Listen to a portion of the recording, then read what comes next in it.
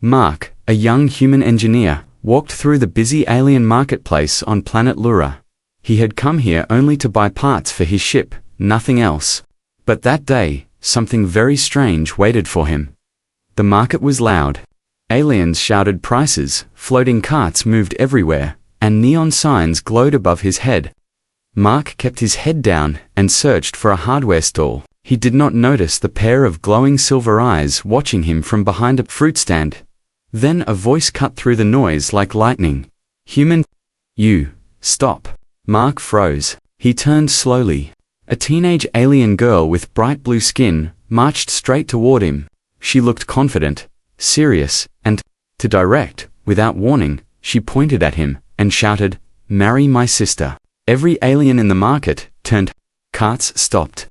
People stared at Mark like he had done something terrible. Mark blinked fast. "What? I think you're mistaken," he said carefully. But the girl stepped even closer and repeated louder, "Marry my sister." Mark felt heat rise in his face. Why him? Was this a joke? Was she dangerous? Before he could speak again, the girl pulled out a small hologram device. She pressed a button, and a blue light appeared. Inside the hologram, Mark saw an alien girl sitting in a floating chair. She was older, soft-looking, with calm eyes and gentle hands, but her lower body was missing. She had no legs.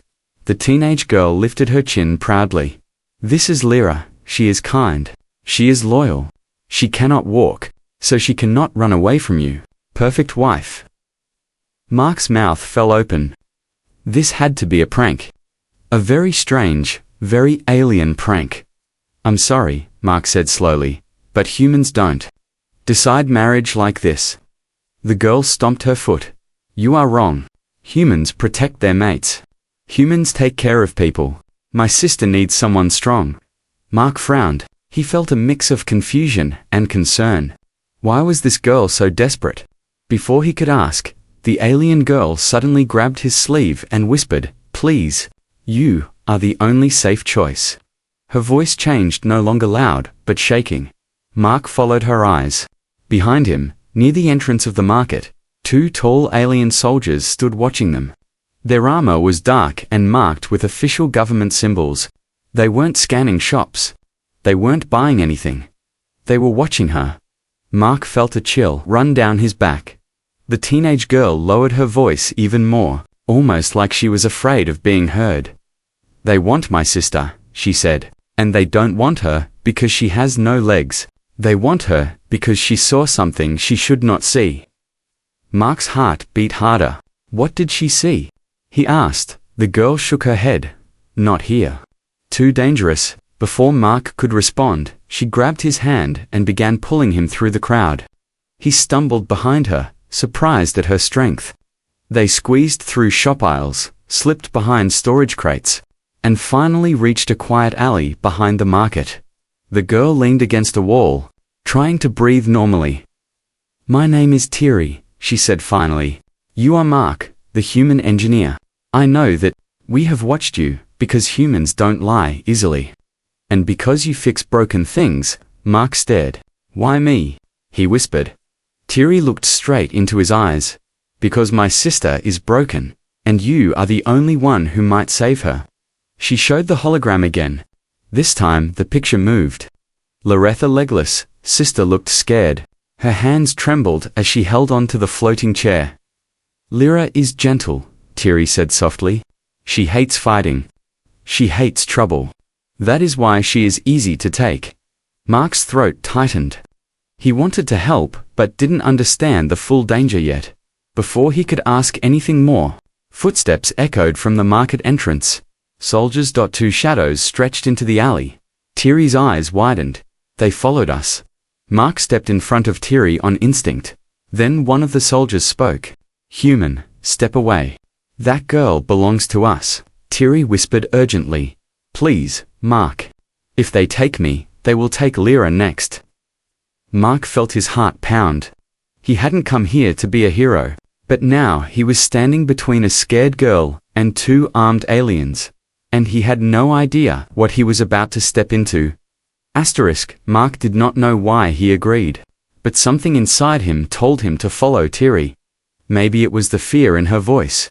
Maybe it was the soldier's cold eyes. Whatever the reason, he found himself walking with her through the narrow back alleys of Planet Lura.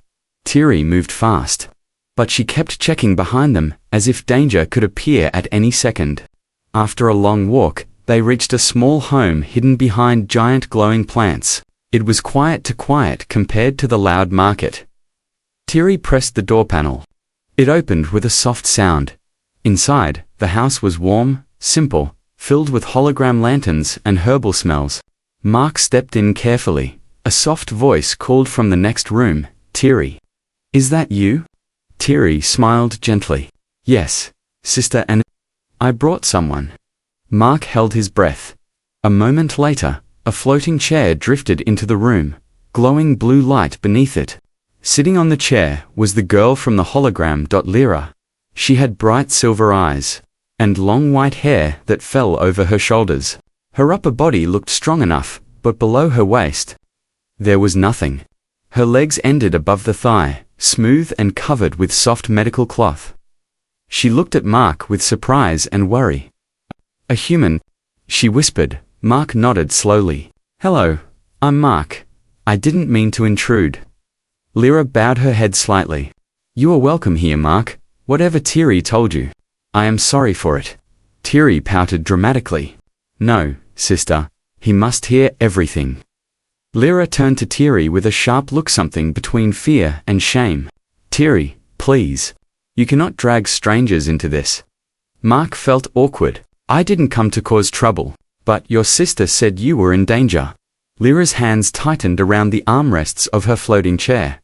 "She exaggerates," Lyra said softly. "I am not important. Not anymore."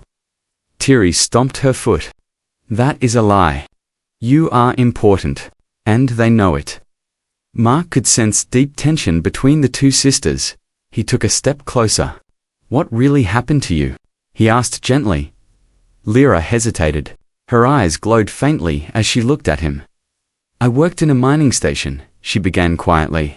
"I was a navigator. I guided drills and scanners using sound waves. It was an important job." Thierry nodded proudly. "She was the best navigator on the station." Lyra continued, voice trembling. "One day, the drill entered a restricted tunnel. The officials said it was an accident. But I saw something. Something they were hiding. Something dangerous." Mark leaned forward. "What did you see?" Lyra shook her head quickly. "If I say it out loud, they will come faster. I don't want you involved." Thierry crossed her arms. "He is already involved. They followed us because they saw him with me." Lyra's floating chair lowered slightly, as if she felt weaker. She whispered, "I lost my legs in an explosion. Everyone said it was a machine failure. But I remember a soldier shutting the emergency doors before I could escape." Mark's eyes widened. "That means yes," Lyra said. "They didn't want me to survive." A heavy silence filled the room. Mark finally understood why Thierry behaved so strangely. Why she asked him to marry her sister. Why soldiers chased them. "They want to take her," Thierry said, voice shaking with anger. "They want to declare her government property because she is disabled. They want to control her, use her, hide her." Lyra lowered her head. "I cannot run. I cannot fight. So, I accepted my fate. It is easier that way." Mark stepped closer to her chair. "No," he said firmly. "Your life is not something to hand over." Lyra's eyes softened with surprise. Thierry grinned. "See? I told you, humans don't give up." But Lyra shook her head. "You don't understand, Mark. They are powerful. You are only one human." Mark smiled slightly. "Sometimes, one human is enough." Before Lyra could respond, the house lights flickered. Thierry gasped. "They found us." A loud knock shook the front door. Another, then another. Heavy, slow, threatening. Lyra's floating chair shook. "They came for me." Thierry looked at Mark. Her young face was pale, but her eyes were full of fire. "Mark, please. Just stand with us for one moment. One moment is enough. If you stand with us, we might still escape." Another bang hit the door, louder this time. Metal cracked. Mark looked at the scared sisters. He did not come to this world to be a hero.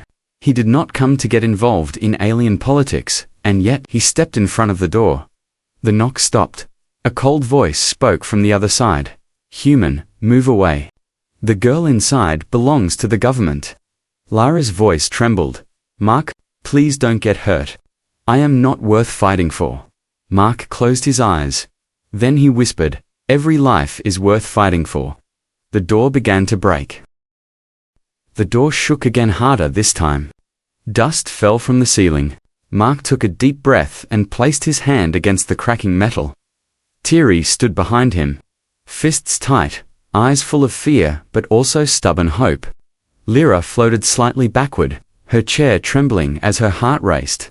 A deep mechanical voice shouted from outside. Final warning. Open the door, or we break it. Mark closed his eyes for a moment. He had been in dangerous engineering zones before, but this was different. This was not a broken machine. This was living danger-armed soldiers with orders to take an innocent girl. He turned his head slightly. Thierry, is there a back exit? Thierry nodded. Yes, but it leads to the canal tunnels. They are dark and not safe. Mark nodded. Better than staying here. Before they could move, the metal door exploded inward. The blast threw Mark back. Thierry screamed. Lyra covered her ears as the sound echoed through the small home. Smoke filled the room. Two tall alien soldiers entered, their armor glowing red. Their masks hid their faces, but their weapons were very visible, long stun rifles that could knock a human out in one shot. One soldier pointed his rifle directly at Mark. Human, you will not interfere. Mark coughed and pushed himself up. His arms shook from the shock, but he didn't back down. He stepped in front of Lyra's floating chair again. The soldier tilted his head slowly. You are brave, or foolish. Thierry shouted, leave my sister alone. The second soldier moved forward and grabbed Thierry by her arm. Mark's instincts kicked in. He grabbed the nearest object, a metal support rod from the broken wall, and swung it at the soldier's arm. The weapon clanged loudly. The soldier's grip loosened, and Thierry broke free and ran toward Lyra. The first soldier raised his rifle. Enough. Before he could fire, Lyra's floating chair shot upward. The blue energy beneath it glowed brighter as she tilted sharply and crashed into the soldier's arm. The shot fired, but the blast hit the ceiling instead. Mark shouted, good job. Lyra's face was pale but determined. But the soldiers were strong. They quickly recovered and stepped forward again, blocking the only exit. You three cannot escape, one soldier said calmly. Surrender the witness. The legless girl belongs to the government. Lyra flinched at the cruel words. Mark clenched his fists. She is not property. The soldier looked at him with amusement. She is disabled. She cannot work. She cannot run. She cannot fight. She is a burden to society. She will be processed and given use. Thierry screamed, she is not a thing. The soldier took a step closer.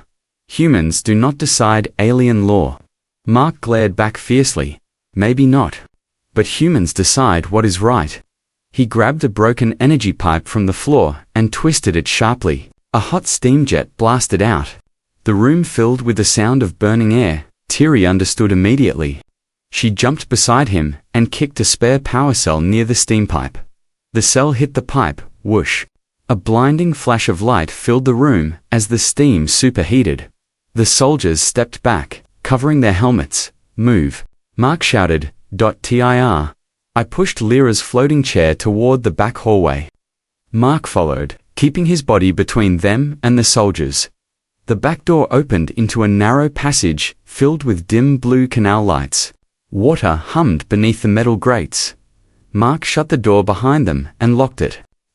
The lock wouldn't last long. Lyra looked at him, eyes wide. You didn't have to risk yourself. Mark shook his head. You didn't have to survive an explosion either. But you did. Thierry grabbed Mark's sleeve and pointed down the long dark tunnel. They will break the door soon. We must go. They moved quickly. The air was cold, and the sound of soldiers smashing the door echoed behind them. Lyra's floating chair flickered again. Her voice trembled. It's losing power. Too many sudden moves. Mark checked the energy meter, almost empty. We'll carry you if we need to, he said. But Lyra shook her head. No, if they catch all of us, it will be worse. Livni Tiri slapped her hand on Lyra's arm. No more saying things like that. You are my sister. The pounding behind them grew louder. Metal groaned. The soldiers were seconds away from breaking through. Mark scanned the tunnel. He spotted a hatch on the side. Wall with a faded warning sign. Old mining tunnel, unsafe, do not enter perfect. He ran to it and pulled the handle. The hatch creaked open, releasing a wave of stale air. Tiri, help me get her inside, he whispered. Together, they lifted Lyra's lightweight floating chair into the old tunnel. Lyra grabbed Mark's arm tightly, fear in her eyes. Why are you helping us? She asked softly. Mark looked at her. Because no human should watch someone suffer and walk away. The door behind them burst open. Soldiers spilled into the canal tunnel. Mark jumped inside and slammed the hatch shut.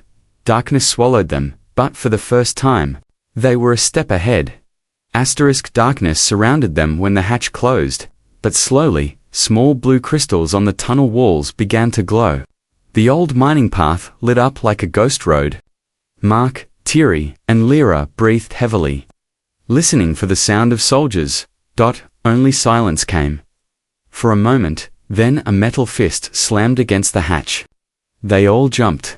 But the old mining lock held, at least for now. Mark whispered, we have a few minutes. We must move deeper.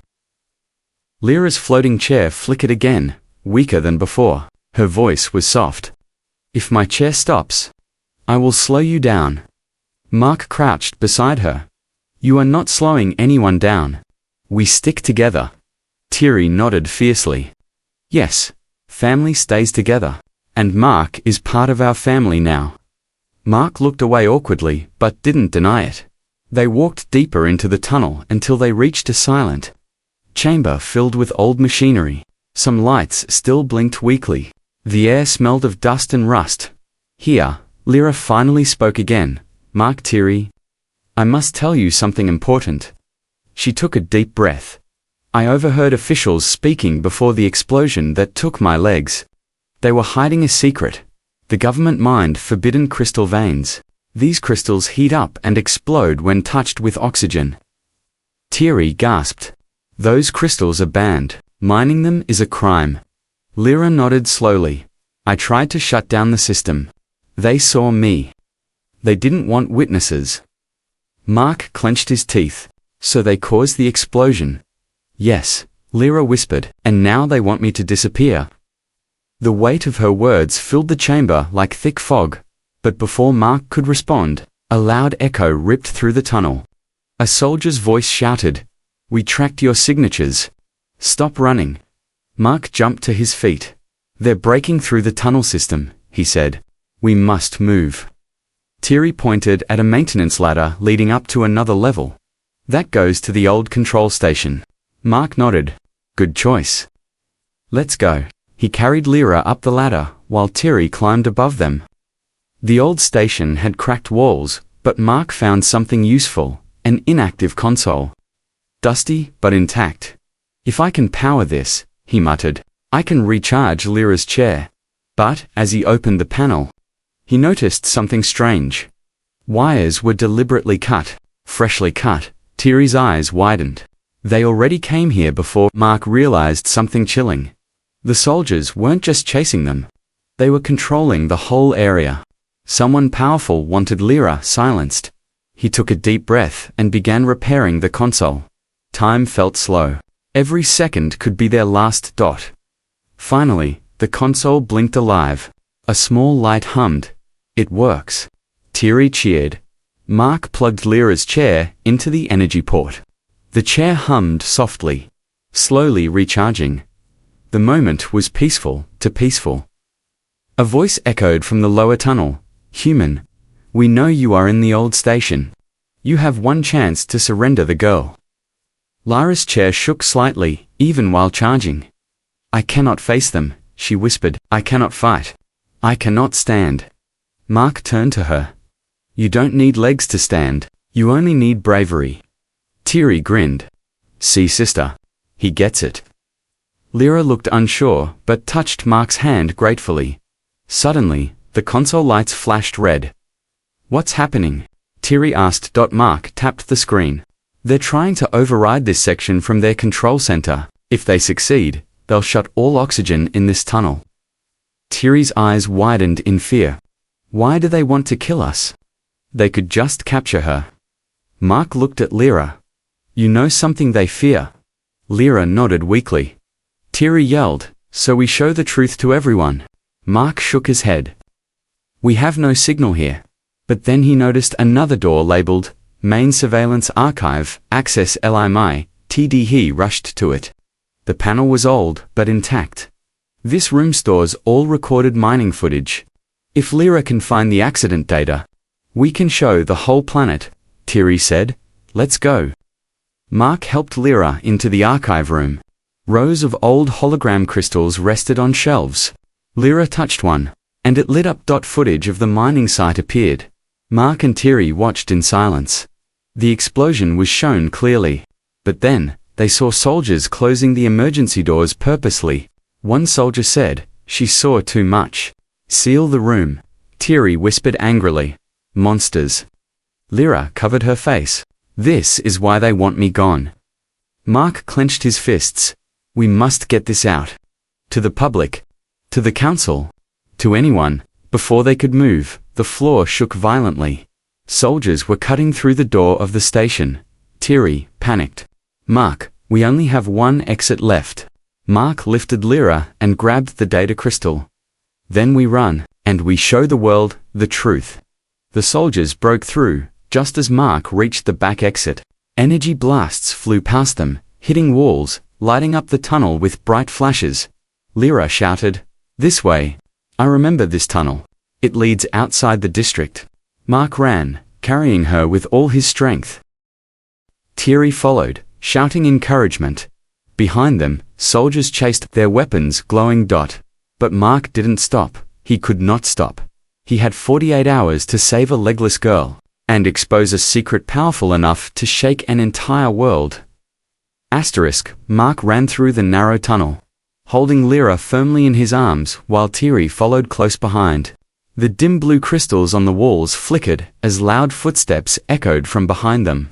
Soldiers shouted orders, their heavy boots hitting the floor like moving thunder. Thierry yelled, They are getting closer. Mark already knew that. He could hear the high-pitched sound of charging weapons. One mistake. One slow step, and they would all be captured. Lyra clung to Mark's shoulders, her breathing fast. Put me down. You can't run fast with me. Mark shook his head even while running. I'm not leaving you behind, ever. The tunnel curved sharply, and Mark nearly slipped, but he regained balance quickly. Thierry pointed left. There's a side route. The old drone control chamber. Mark turned immediately. The path opened into a large dusty room, filled with silent metal drones hanging from rails. Long ago these machines guided miners through tunnels. Now, they hung like forgotten ghosts. Mark gently placed Lyra on the floor near a rail support. Her floating chair hummed softly, charging from the console earlier, but not fully. We need to hide, Thierry whispered. We need a plan, Mark replied. We don't have a plan, Lyra said softly. Then we make one, Mark said. He removed the small crystal from his pocket. The evidence of the sabotage, the truth that could save her. But before he could say anything else, the soldiers blasted through the entrance of the tunnel behind them. Dust rained from the ceiling. Their red helmet lights glowed fiercely in the dark chamber. Mark grabbed a metal support bar and swung it downward to hit the release panel of a drone rail. Sparks flew, and the old drone dropped from the ceiling with a loud crash. Blocking the entrance, Thierry shouted, Good job! But the soldiers were strong. They started climbing over the drone wreck. Mark looked at the sleeping drones. Most were dead, but maybe not all. Thierry, check the power lines on that rail, Mark said quickly. Thierry dashed to the corner. Yes, there is tiny energy left. Mark nodded. Good, Lyra. Can you access the control port from your chair? Lyra looked at her nearly dead floating chair. The blue lights flickered, but she managed to connect a wire from the old port into her chair's side interface. She closed her eyes. Her upper body stayed completely still, but behind her, one drone made a small sound. Click. BZZZZ. Then its eyes glowed faint yellow. Thierry gasped. You did it, sister. Lyra opened her eyes, shocked at her own success. I didn't think it would work, Mark whispered. It did. Now control as many as you can. The soldiers fired another blast. Breaking more metal, Lyra took a deep breath and touched the control pad lightly. The yellow-eyed drone suddenly shot upward, then flew forward at incredible speeds. It crashed into a soldier, knocking him to the floor.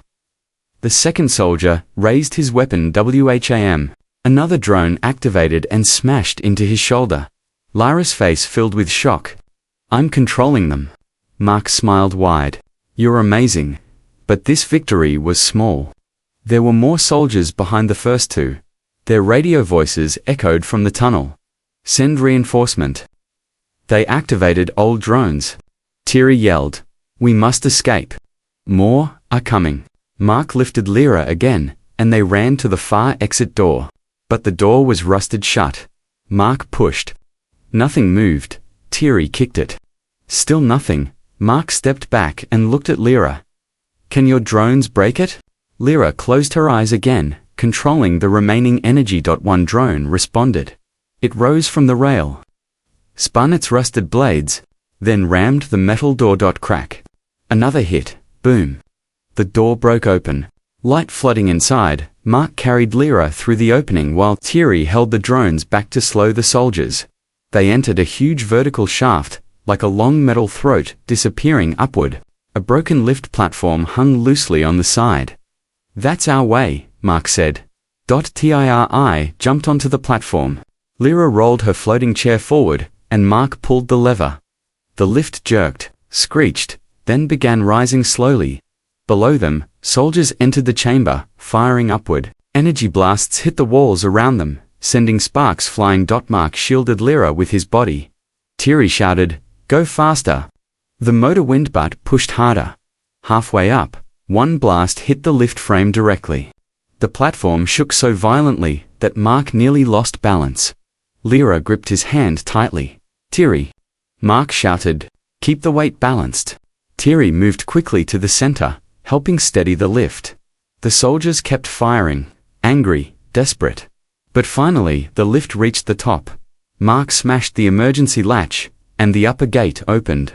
He pulled them out, seconds before the lift cables snapped. The platform fell back down the shaft with a terrifying echo. They were safe. For now, they moved into another passage lit by sunlight from cracks. Above, Lyra looked at Mark with trembling eyes. We escaped again, but they won't stop. Mark gently placed his hand on hers. Then we don't stop either. Thierry smiled weakly. We still have the crystal. We still have truth. Mark nodded. We show it to the public. Then the whole planet will know what they did to Lyra. Lyra looked at them both, tears filling her eyes. For the first time, I feel like I'm not alone, Mark whispered. You'll never be alone again. But far away, unknown to them, the chief official had already given new orders. Find the human. Find the girl. Bring them dead or alive. Mark, Lyra, and Thierry stepped into the sunlight of an abandoned industrial district. Old factories, broken pipes, and rusted towers surrounded them. Wind blew dust across the empty streets.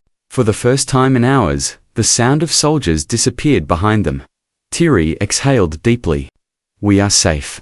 For now. Lyra's floating chair hummed weakly as Mark gently placed her inside. We need to find shelter, Mark said, looking around carefully. And we need a way to show this data crystal to the whole planet. Thierry pointed toward a tall round building far away. That is the old COM tower. It was used for planetary messages before the new system came.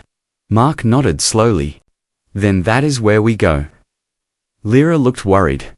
Mark, the soldiers will expect us to head for a communication center. Mark smiled softly at her. Then we just need to get there before they do. They moved quietly through the abandoned area. Mark pushed Lyra's chair when its power weakened. Thierry walked ahead as a lookout, checking corners and rooftops. After some time, they reached an old workshop with half-broken doors. Let's rest here for a moment, Mark suggested.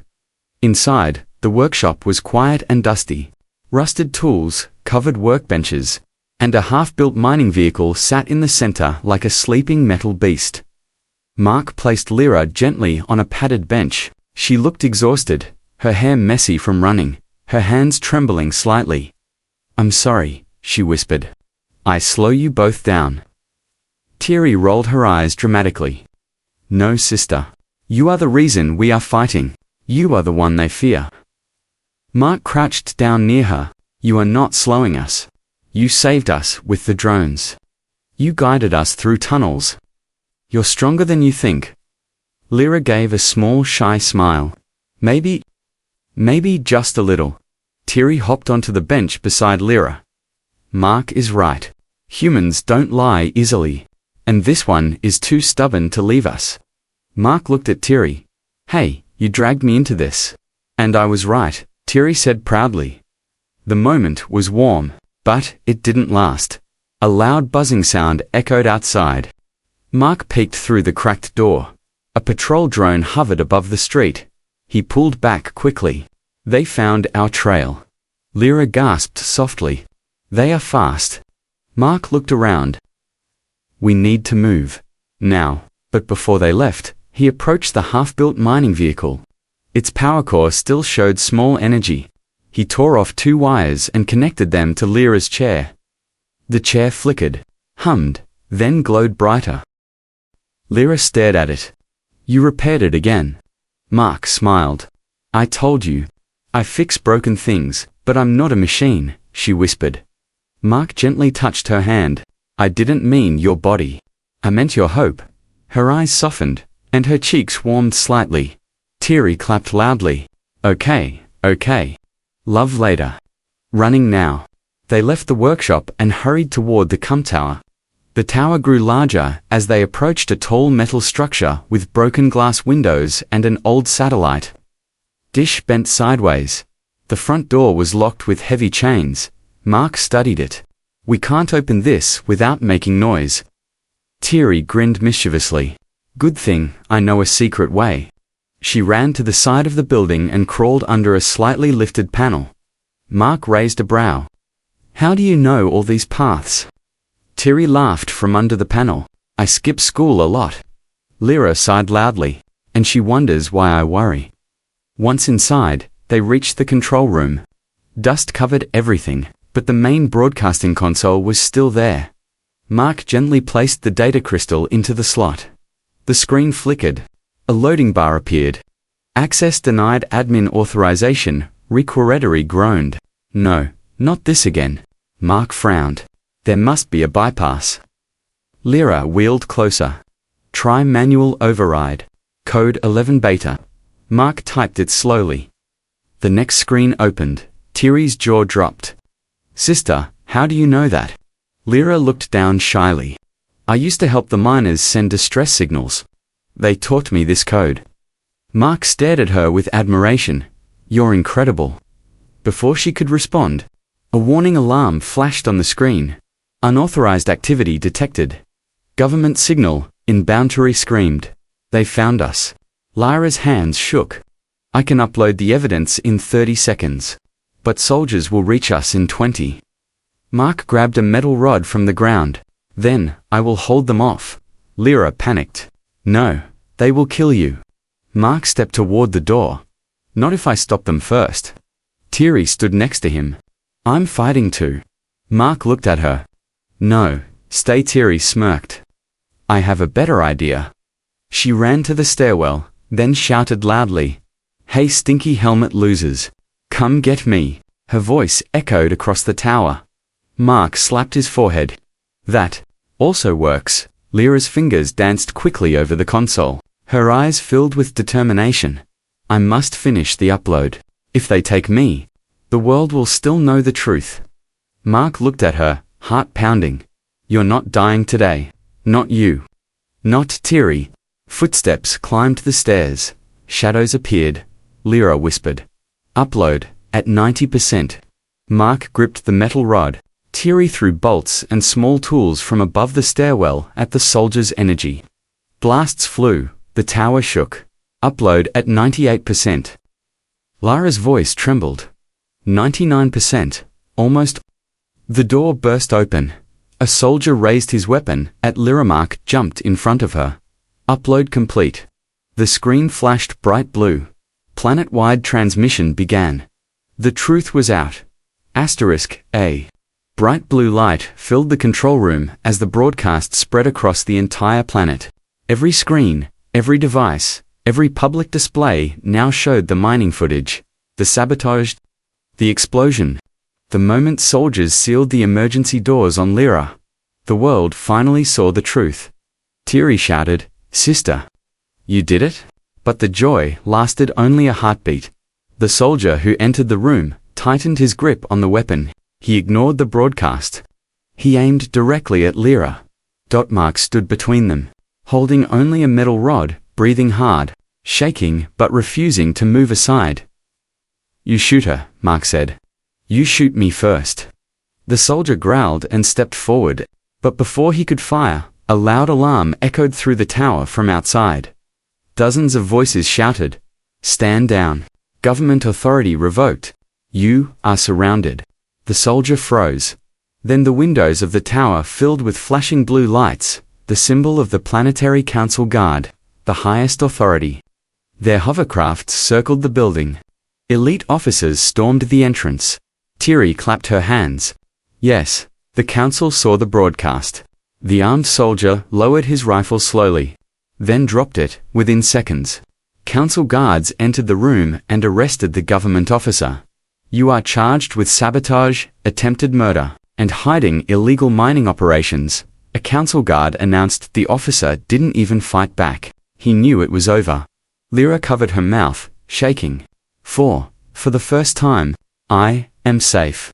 Mark gently touched her shoulder. "You were always brave. You just needed a chance to be heard." The council guards escorted the arrested soldiers away. In minutes, all threats vanished. Silence filled the tower. Then Lyra broke into quiet tears, relief, exhaustion, freedom. Thierry hugged her tightly. "My sister, we made it." Lyra hugged her back, trembling. "We made it because of Mark." Mark smiled softly, but before he could say anything, several council members entered. The leader, a tall elder with silver tattoos, bowed respectfully to Lyra, Navigator Lyra of the Luran mines. The elder said, "You are a hero. Your evidence exposed a hidden danger that could have destroyed half our planet." Lyra's eyes widened. I am not a hero." "Yes," the elder replied firmly. "You risked your life to stop them. Your courage saved thousands." Thierry beamed proudly like she'd planned this all along. Mark helped Lyra sit straighter in her floating chair. Her face glowed softly under the council lights. The elder continued, "We hereby restore your full rights. You are no longer under government control. You have freedom, protection, and honor." Lyra's voice broke. "I never thought anyone would say that to me again." Mark whispered beside her, "You deserve all of it." The elder turned to Mark. "And you, human, showed bravery equal to any warrior of our world. You protected a citizen who could not protect herself. You stood against armed soldiers. And you helped reveal the truth." Mark shrugged shyly. "I just did what any decent person would do." Thierry elbowed him. "No, you did more." The elder smiled warmly. "There will be a public ceremony tomorrow. Lyra will speak. You will both be honored." Lyra froze. "Me? Speak?" "Yes," the elder said. "The people must hear the voice of the one who suffered and survived." After the council members left, the tower grew quiet again. Thierry sat on the floor, exhausted. "I can't move. My legs are noodles." Lyra looked at Mark, her silver eyes shining softly. "Mark, thank you. You risked everything for someone you didn't even know." Mark sat in front of her, his hands resting gently on her chair. I would do it again, he said simply. Lyra took a deep breath. My sister. She said something silly before. She told you to marry me because I cannot walk away. Thierry shouted from the floor. It wasn't silly. It was practical. Lyra blushed, covering her face. She jokes too much. Mark laughed gently. But she was right about one thing. Lyra looked up slowly. You are strong. Not because of your legs, but because of your heart. Lyra stared at him for a long moment. Then her voice softened. Mark, would you stay? Even now that the danger is gone. He reached for her hand. I'm not going anywhere. Thierry jumped up excitedly. I knew. I told you. Humans are perfect. Lyra rolled her eyes but couldn't hide her smile. Later that evening, when they finally stepped outside the Kump Tower, citizens were waiting. Aliens of all kinds. Young, old, workers, students, lined the street. They clapped, cheered, and shouted Lyra's name. Lyra covered her mouth. Stunned, Mark stood beside her proudly. One citizen shouted, "The legless navigator saved us. Honor to the human protector." Lyra's floating chair rose a little higher as she wiped her tears. For the first time, she felt seen. Not as someone broken, not as someone helpless, but as someone brave. Thierry whispered into Mark's ear, "Hey, if you do marry my sister, I call the big room in your house." Mark laughed loudly. Lyra blushed deeply. But she didn't say no, she only took Mark's hand, and held it tightly, because now she knew she could not walk. But she would never walk alone again. The end.